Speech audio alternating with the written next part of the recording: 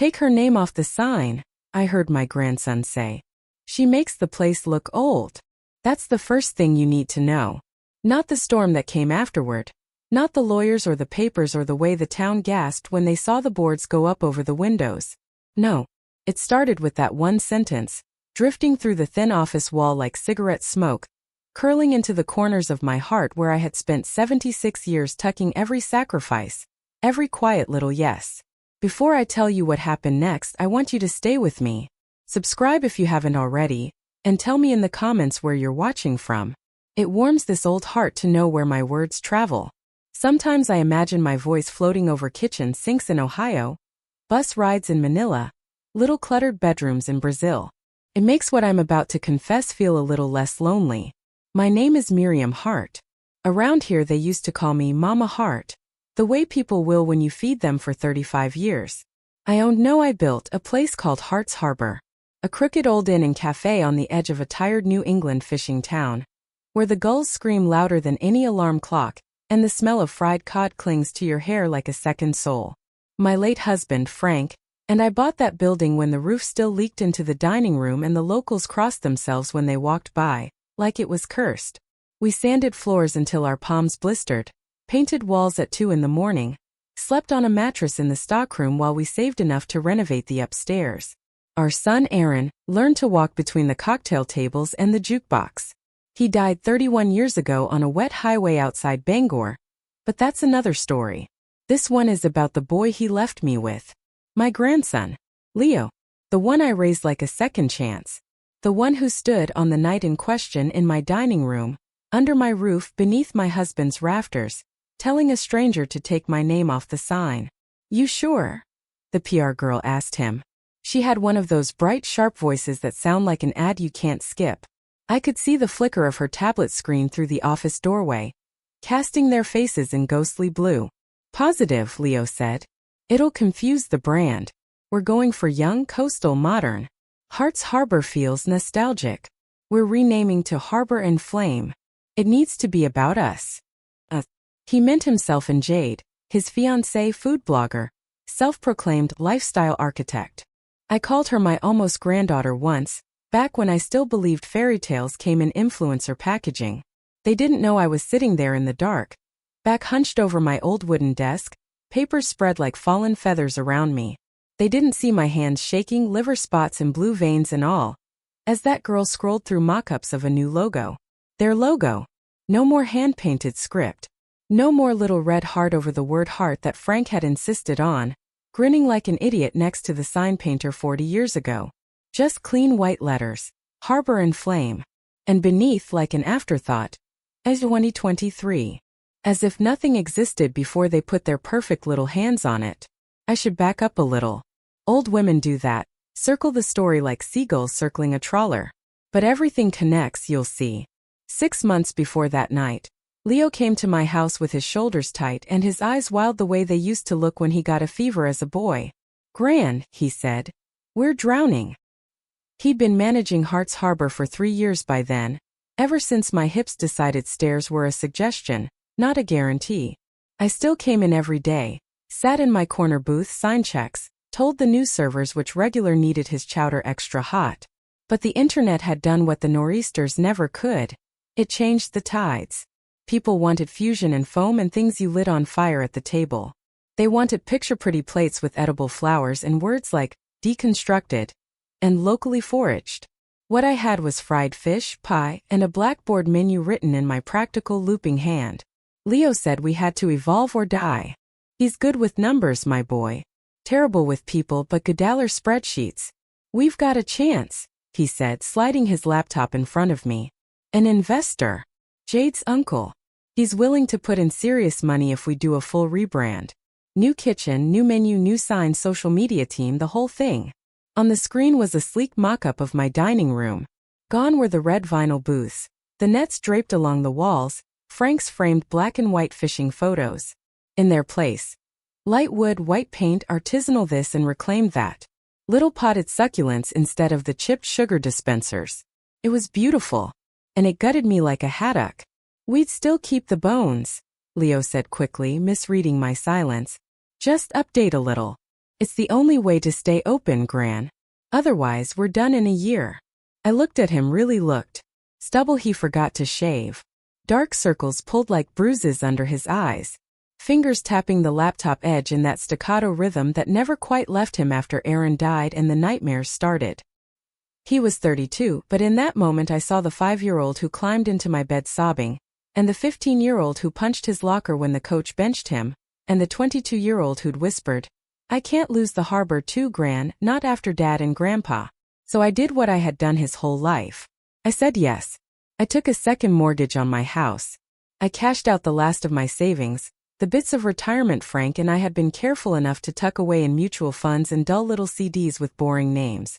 Jade's uncle turned out to be more marketing consultant than investor, but he did arrange a bank loan, with me as co-signer of course. I signed everything. Part of me believed it would buy me a future where the harbor lived on and Leo took care of me the way I had taken care of him. The other part just wanted to see my boy smile without that tightness in his cheeks. They started the refresh, as Jade called it, in February. The inn closed for 3 months. The clatter of hammers and saws replaced the clink of coffee cups. They pulled up my checkered tile, rolled Frank's jukebox into storage, took down the whale rib chandelier he'd made himself the summer of '86. "We'll put it back after the launch," Leo promised when he caught my face. "Maybe in the bar area."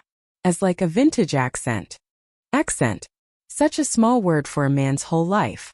I watched it all without saying much. Old women know how to disappear in their own homes. People forget we're there until they need the keys or the recipes or the blessing. Jade bustled around with a clipboard and a high ponytail, lipstick the color of fresh blood. "We're going to blow this town up, Mimi," she'd say in that chirping way of hers, using the nickname I told her once made me feel like a cartoon goat. "We're talking micro-influencers, travel blogs, 2 weeks of soft opening, then a grand relaunch with local press." She'd squeeze my arm and flash her phone at me. "Look at these numbers. My last reel got 60,000 views. Imagine what I can do for this place." Our place, I almost said. But I bit my tongue and offered to make sandwiches for the crew. The night of the soft opening came in June, sticky and humming with mosquitoes and nerves. The sky was streaked purple and gold over the harbor, gulls wheeling like confetti. I wore my best navy dress, the one with the pearl buttons I'd saved from my 40th anniversary. I pinned my hair up the way Frank used to like, soft curls at the nape of my neck. When I walked into the reopened dining room, I barely recognized it. White walls, long blonde wood tables, bar stools made of some metal I didn't trust. The old chalkboard menu was gone, replaced by a minimalist printed thing with unreadably thin letters. Frank's photos were nowhere to be seen. Neither was the dent in the wall from where Aaron had crashed his tricycle in '79. They'd sanded out our ghosts. "Wow," I whispered because I didn't have another word. "Right." Jade glided toward me like a hostess on a TV show, dress hugging her in places I'd long packed away.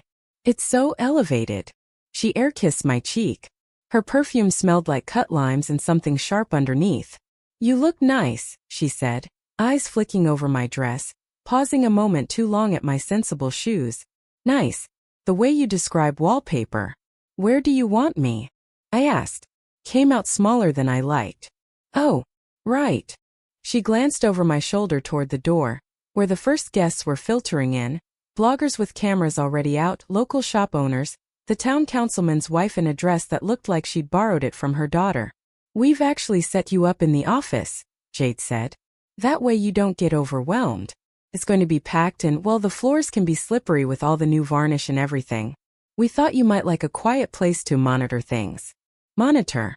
As if my presence among the living diners was some kind of hazard warning. "I can stand," I said. "I've been serving in this room since before you were a twinkle in your daddy's mortgage." She laughed too loudly. "You're so funny, Mimi. It's just our demographic skews younger. The PR team thought it would muddle the story if we had too many legacy elements in the foreground." Legacy elements. That's what I had become. A chair. A light fixture. A piece of decor you politely moved to the back. The door chimed again. Leo stepped in from the kitchen, apron spotless, beard trimmed. He looked good. Grown. My heart did its little foolish leap just seeing him. "Gran," he said, kissing my forehead. "You made it." Of course I did, I answered. I paid for the drinks. He laughed, but it snagged on something. Listen, he said, rubbing the back of his neck. Jade talked to the PR people, and they think it'd be best if tonight the focus stays on the new direction. You know, young energy, local couple revitalizing a legacy space. Tomorrow at staff brunch we'll do a proper toast just for you. I promise. I stared at him. You want me in the office, I said. Not a question. He winced. Just for tonight. Less pressure. You hate public speaking. That was true. I always had. But I'd still given a speech at the 25th anniversary, standing on a milk crate so the people in the back could see me. My hands shook so badly I almost dropped the microphone, but I did it.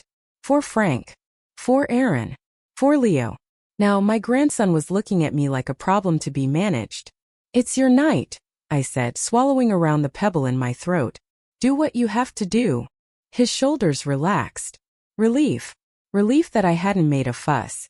That old familiar knot twisted in my chest again.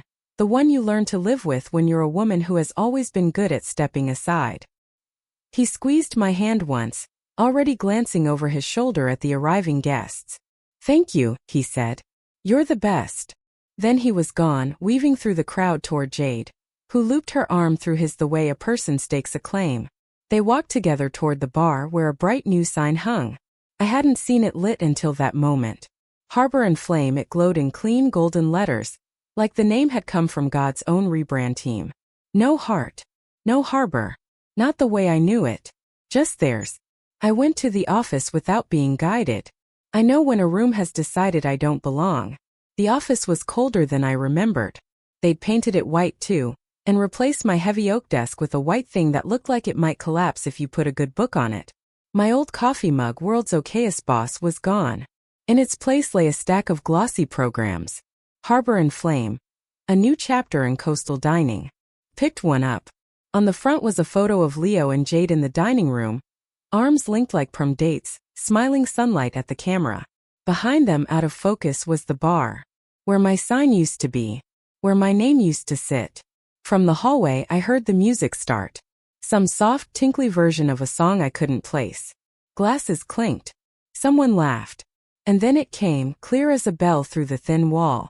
Take her name off the sign. She makes the place look old. My breath stopped. You know that moment when you drop a glass and it doesn't shatter? It hits the floor, bounces, and somehow survives? But you know, deep down, something inside it has cracked? That's what my heart felt like. Intact. But wrong now. Hairline fractures running through 76 years of beating. She means well, Leo added. God bless him, he tried. But if she keeps hovering, people will think it's still, you know, her place. We need them to see this as ours. The PR girl sked sympathetically. Of course. Don't worry. The story is all about you too. Young couple revives Sleepy Harbor. Modern vision breathes new life into tired institution. Those are the angles we're pushing. Tired institution. I sat down slowly because my knees suddenly remembered how old they were. The chair protested under me with a thin little creak, like it too wasn't made for this weight. On the desk lay a folder Jade had left behind. Their plans. Sponsorship deals, endorsement pitches, mock-ups for branded aprons. On one page, in big cheerful letters, was a content calendar. June 15th, soft opening, focus on our journey, our dream. June 16th, brunch with staff. Thanking the team who believed in us from the start. June 18th, real. How we transformed an outdated seaside diner into Harbor and Flame. Outdated. My fingers curled around the edge of the desk so tightly my knuckles went white. The worst part? Just like at the start of this story, I didn't say anything. I sat there through the speeches piped faintly through the vent. I listened to Jade toast to fresh beginnings and Leo thank everyone who helped us make our dream a reality. His voice smooth, practiced, listing Jade's uncle, the bank, the PR team, the kitchen designer.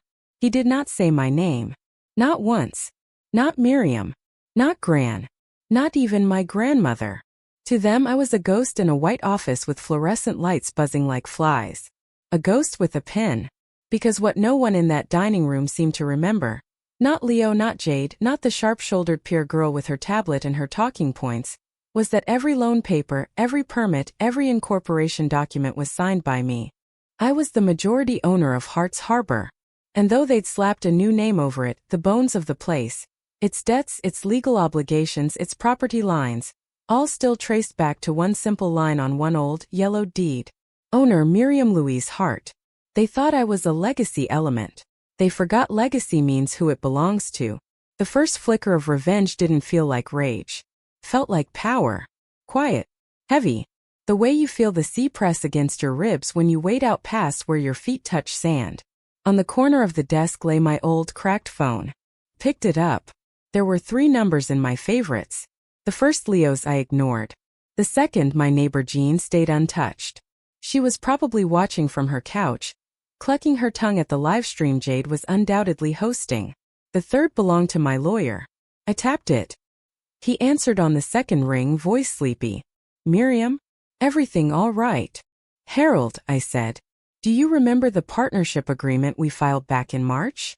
There was a rustle of papers. He was old like me and still did things on paper. Yes. The one making your grandson managing partner under your oversight. That's the one, I said. I'd like to exercise Clause 7. Silence. You're sure? He asked finally. That clause dissolves the partnership and freezes all operating accounts pending review. You'll shut the place down mid-service. Through the vent I heard Jade laugh, high and bright, followed by the clatter of a tray. I'm sure, I said. Effective immediately. He hesitated only a breath. You know this will cause a stir. Harold, I said, heart steady now. They took my name off the sign. He understood. He always had a soft spot for me since I baked him pies during his divorce. I'll file the notice with the bank and the town clerk, he said. You might want to warn Leo. No, I said quietly. Let the lights go out first.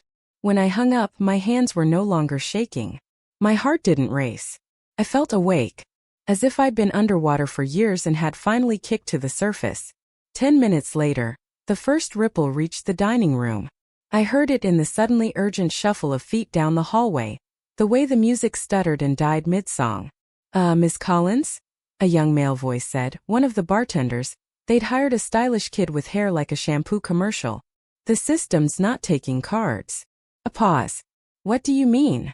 Jade snapped, that saccharine tone gone. It says the merchant account is frozen. And the vendor portal won't load. It just kicked me out. I smiled just a little. A moment later, the kitchen door flew open and Leo stormed down the hall, his footsteps pounding. He burst into the office without knocking. Gran, did you? The lights went out. All at once, the way a tide sucks back from the shore before a wave hits. The overhead hum died. The fan above us stuttered to a stop. From the dining room came a collective, oh, like a disappointed audience at the theater. Emergency lights clicked on, casting everything in eerie red. Somewhere in the darkness, a siren chirped once, a tiny electronic bird. Leo stared at me in the dim glow, his face pale and wild. What did you do? He whispered. I tilted my head, listening to the distant swell of confused voices, the scrape of chairs, the restless shuffle of a crowd denied its spectacle. Me, I said. I just flipped a switch you handed me months ago. He swore under his breath, pacing to the door and back. Jade's going to freak out, he muttered. We have press out there, Gran. Local media. Bloggers. This is my building, I cut in. My voice sounded different in that red light. Older. Stronger. You wanted my money. My name on the papers. My credit for the loan. But you didn't want me. Not really. Not in the pictures. Not in the story. He opened his mouth, but a voice called his name from the dining room, sharp and rising. Leo. Leo, what the hell is going on? Jade. He looked between the door and me like a man on a trampoline, bouncing between 2 bad landings. I have to. Go, I said. Face your guests. Explain to them why their harbor in flame, just lost power and can't process a single payment. I knew and he knew that in a town this small, by morning everyone would know precisely whose name was, or wasn't, on the paperwork. He left without another word. When the door closed, the office felt strangely big and empty. I sat there in the red half-dark, listening to my grandson's voice in the next room, trying to spin a story out of the mess I'd made. No, the mess he'd made me make. Later, much later, After people had trickled out and the generators had failed and Jade's mascara had bled down her face in angry streaks, I would crawl into bed and stare at the water stain on my bedroom ceiling until dawn. But before any of that night I did one more thing. I opened the bottom drawer of the old file cabinet in the corner. It was the only piece of furniture they hadn't replaced. Too heavy to bother with. The drawer stuck like always. I had to yank it with my whole weight to get it open. Inside were manila folders going back to 1979, tax returns, health inspection reports, a drawing Leo had done at 6 of the harbor with purple windows and a smiling sun, and at the very back, a thin envelope with my name scrawled on the front in Frank's shaky hand. I hadn't known it was there. My heart stuttered once, twice. Frank died in 1994. The envelope was dated 3 days before his heart attack in the upstairs linen closet, clutching a stack of towels like a man clinging to order. I sat down slowly, the red emergency light painting my hands the color of raw meat. Then I opened it. Miri, it began. He always called me that. I know this letter is cowardly, but I've never been good with hard conversations, and the doctor says my heart is a loose tooth ready to come out. There's something I have to tell you before I go, in case I don't get the chance face to face. My fingers trembled, wrinkling the paper. I smoothed it with my palm, swallowing the taste of metal in my mouth. It's about Leo. I stopped reading for a second. The sounds from the dining room blurred into a distant hum. Someone slammed a door. Someone else cursed. I read on. You remember the night Aaron showed up on our doorstep with that baby in his arms? Rain coming down sideways? You remember how he said, "I can't do this, Dad. She doesn't want him, I don't want him, I'm not ready." I remembered. Of course I remembered. Leo, 10 weeks old, screaming like the world had already disappointed him. Aaron, soaked to the bone, reeking of whiskey and regret. The story about some girl from Boston who'd changed her mind. The way my breastbone had ached when I took the baby. How he quieted the minute I tucked him under my chin. I remember saying, "He's ours now," and meaning it with that reckless, holy certainty only a 30-something woman with a strong back and a soft heart can possess.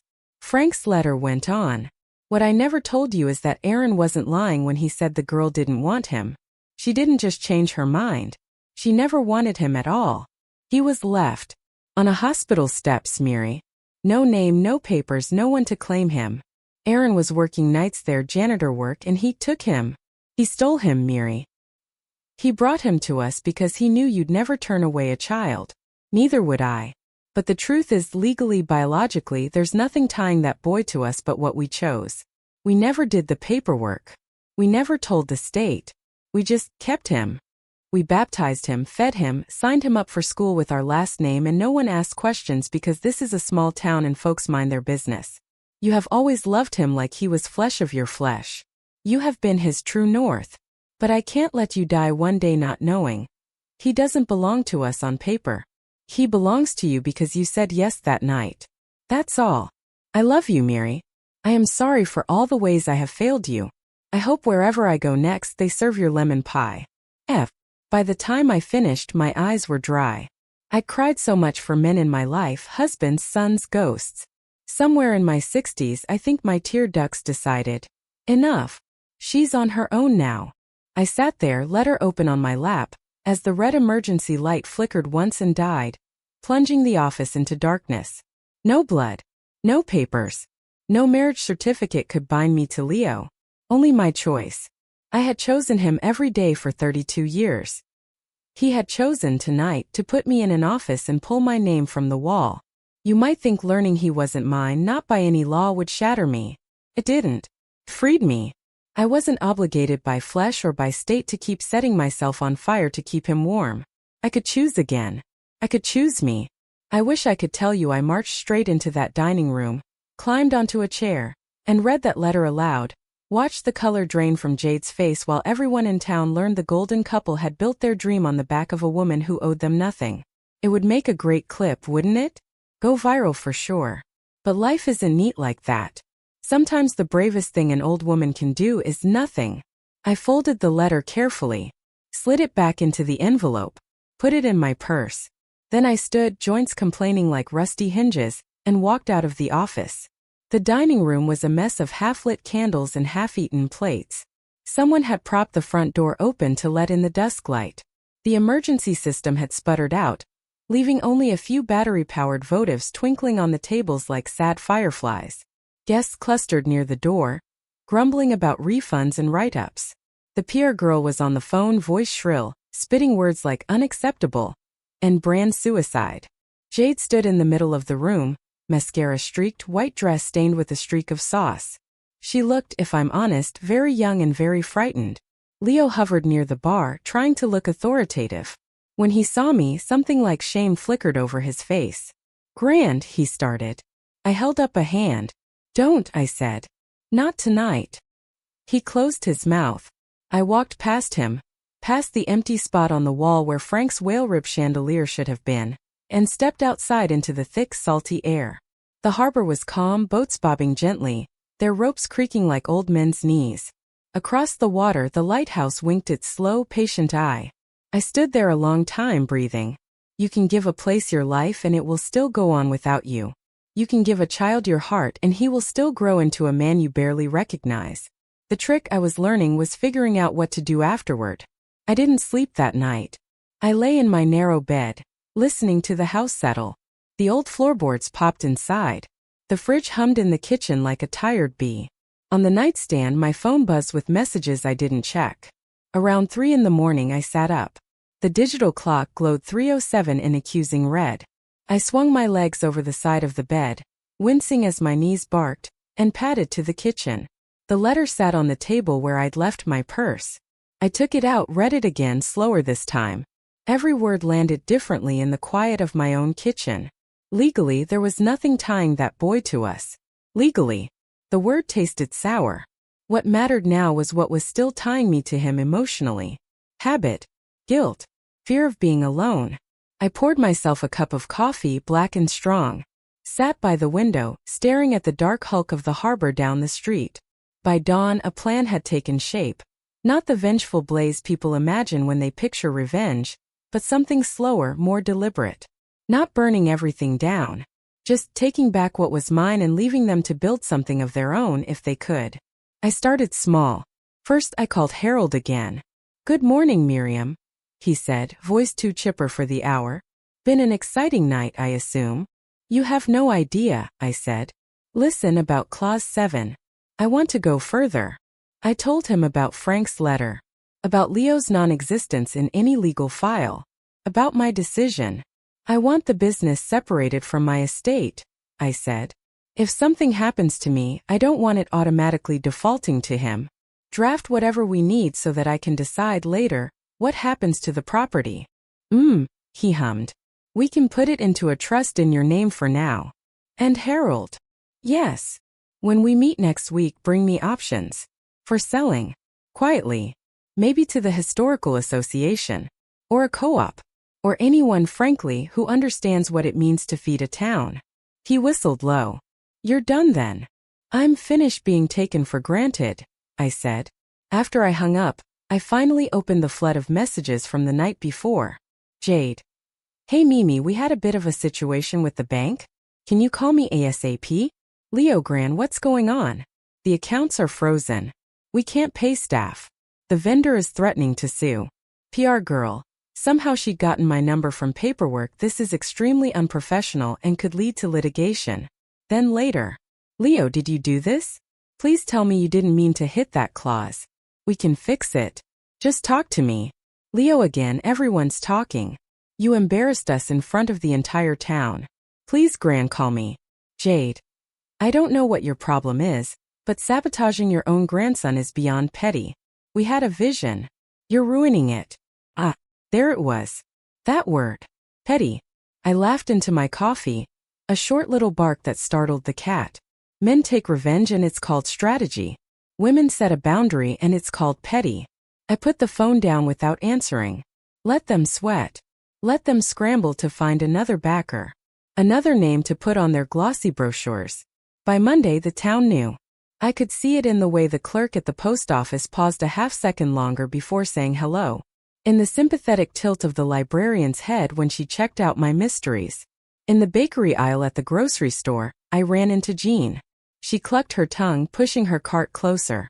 Miriam Hart, she said, half scandal, half admiration. You really pulled the plug on them young folks. I shrugged, picking up a loaf of rye. Electricity's expensive. She laughed, then sobered. Are you okay? I met her eyes. Were you okay?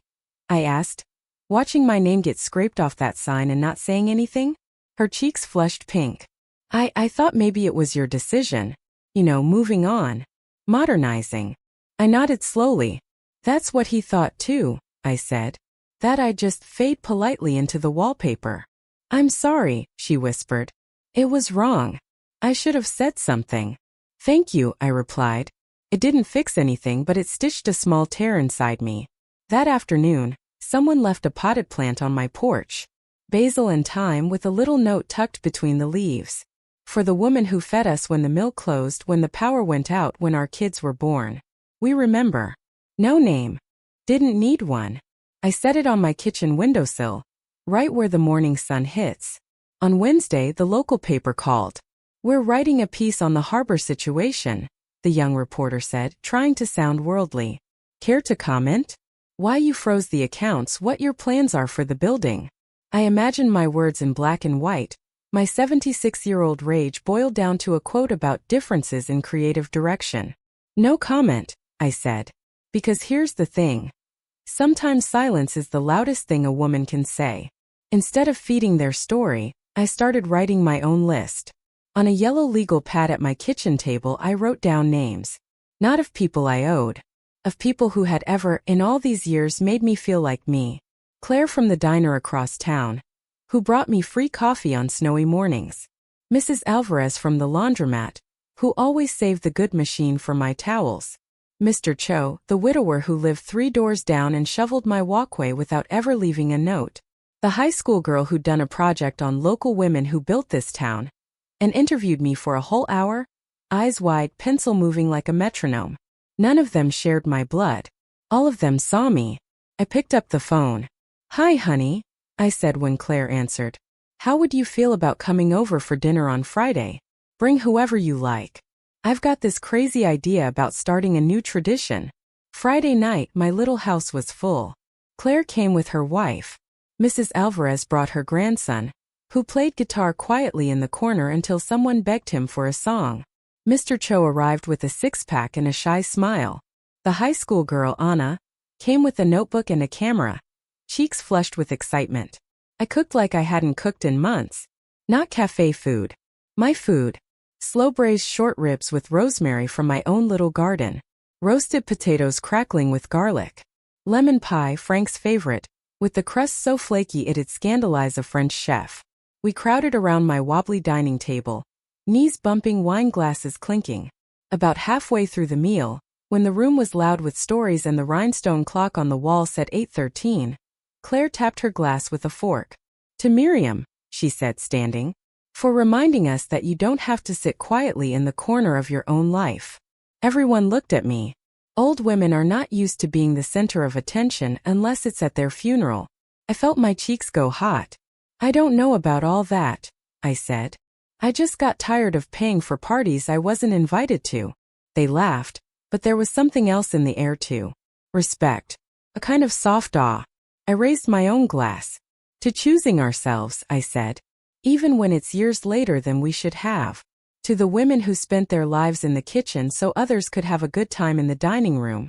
May we all, one by one, pull up a chair at our own table. Glasses clinked. Anna wiped her eyes. After dinner, she asked if she could record me for a school podcast. Kids these days, I muttered, but agreed.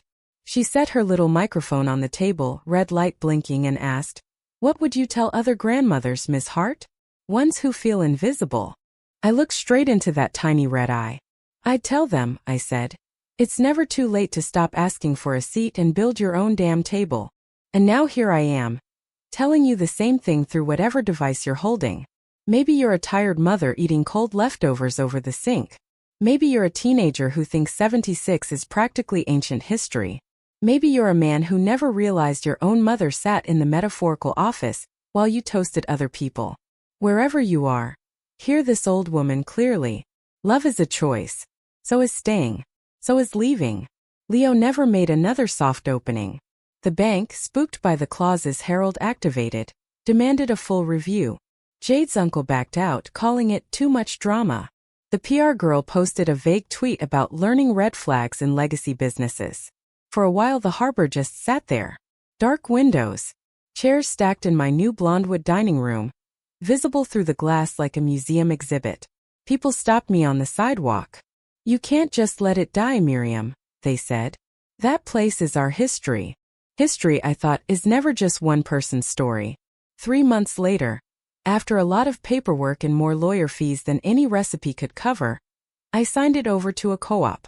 5 locals, including Claire and Mr. Cho, pooled their savings and bought Hart's Harbor outright. From me officially on the steps of Town Hall. They kept the name, Hart's Harbor, not because I asked, because they wanted to honor the woman who'd stood over that stove through blackouts and blizzards, serving hot chowder to men who'd lost boats and babies and everything in between. They rehung Frank's whale rib chandelier. They put his photos back on the wall. They added new dishes, yes, some fusion nonsense I can't pronounce, but they kept the fried cod and the lemon pie. I go in on Tuesday afternoons now, when the lunch rush has passed. I sit in my corner booth, the one Leo used to do homework in, and drink my coffee. Sometimes tourists come in, see my picture on the founder's wall, and glance between it and my face. "Is that you?" they ask.